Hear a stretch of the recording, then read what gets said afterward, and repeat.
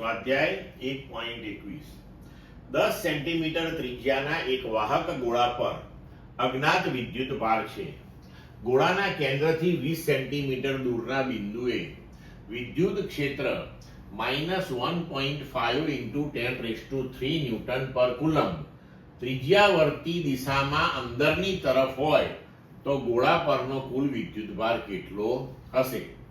હવે આપણે ભણી ગયા આગળ ઉપર કે જો ગોળા ઉપર આપણે વિદ્યુત ભાર મૂકેલો હોય તો ગોળાની બહારના કોઈ બિંદુ માટે એ સમગ્ર વિદ્યુત ભાર જે છે એ ગોળાના કેન્દ્ર પર કેન્દ્રિત થયેલો હોય તેવી રીતે વર્તે છે. એટલે કે હવે વિદ્યુત ક્ષેત્રનું મૂલ્ય જે આપણને આપેલું છે એ છે મૂલ્ય 1.5 × 10³ ન્યૂટન પર કુલમ્બ અને અંતર 20 સેન્ટીમીટર એટલે 20 ગુણ્યા 10⁻² મીટર અને ગોળાની ત્રિજ્યા 10 છે. એટલે કે આ અંતર પ્રમાણે જે બિંદુએ વિદ્યુત ક્ષેત્ર આપ્યું છે તે બિંદુ ગોળાની બહારની તરફ છે. હવે આપણે વિદ્યુત ભારનું મૂલ્ય શોધવાનું છે.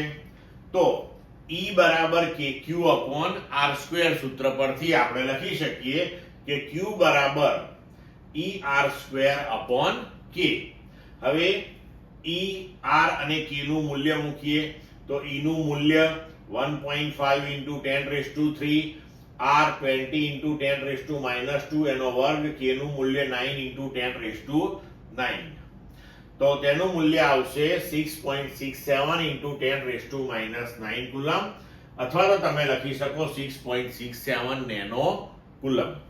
હવે અહીંયા જુઓ કે વિદ્યુત ક્ષેત્ર -1.5 × 10³ એટલે કે ત્રિજ્યાવર્તી દિશામાં અંદરની તરફ છે. બરોબર? તો ત્રિજ્યાવર્તી દિશામાં જ્યારે અંદરની તરફ હોય તો Q કેવો હોય? ઋણ હોય. એટલે કે આપેલા કિસ્સાની અંદર અજ્ઞાત વિદ્યુત ભાર Q જે છે એ -6.67 નેનો કુલમ્બ હશે. ક્લિયર મિત્રો?